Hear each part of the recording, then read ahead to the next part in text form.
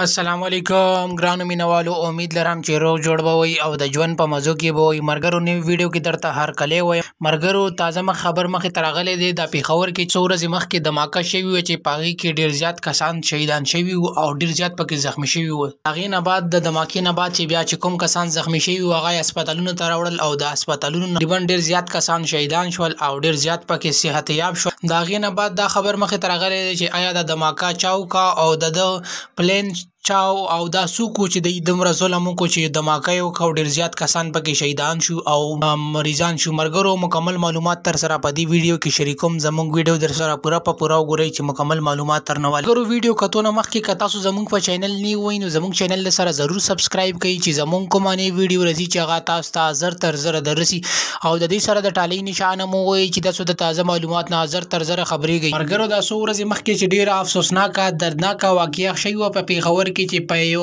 کوچر سلدار کې یو په امام بارګاه کې د جمعې په ورځ باندې دماکه شوې وه د خطبې په دوران چې هغې کې مولانا صاحب هم شهید شوی او هغه سره چې څومره نور ملګري وو لمونځ ته چې راغلي وو هغه ټول شهیدان شوي وو او دا امام بارګاه وه او دې کې ډېر ماشومان هم شهیدان شوي وو. مرګرو چې دا چا دماکه کړې وه د هغو شناخت وشو او هغوی تعلقات افغانستان سره دی او کې دوه کسان چې کوم هغو ته مدد ورکړی و هغه دواړه ګرفتار شول او د یوه عمر 25 کاله دی او د بل 18 کاله ښیي او د تا چې دماکه کړې وه د ده عمر 20 کاله ښیي او د دوه کسانو دته به مدد پې کولو او دته بلیره ښودله او دته یې طریقې ښودلې. نو د هغې نه بعد پهله ټیم کې دوی په جومات باندې راغلل او هغه ځای چې کوم ډپټي باندې حلکار چې وو هغو باندې حمله وکړه د هغې یې ټوپکې واخیستې وه هغه یې وویشتل. د هغې نه بعد بیا جومات ته ننوتل او جومات کې دماکه وکړه چې د هغې د وجې ډېر زیات نقصان وشو او ډېر زیات کسان پکې وفات شول. مرګرو که تاسو زموږ ویډیو خوښه شوي زموږ نورې ویډیوګانې لپاره چینل ضرور سبسکرایب کړئ.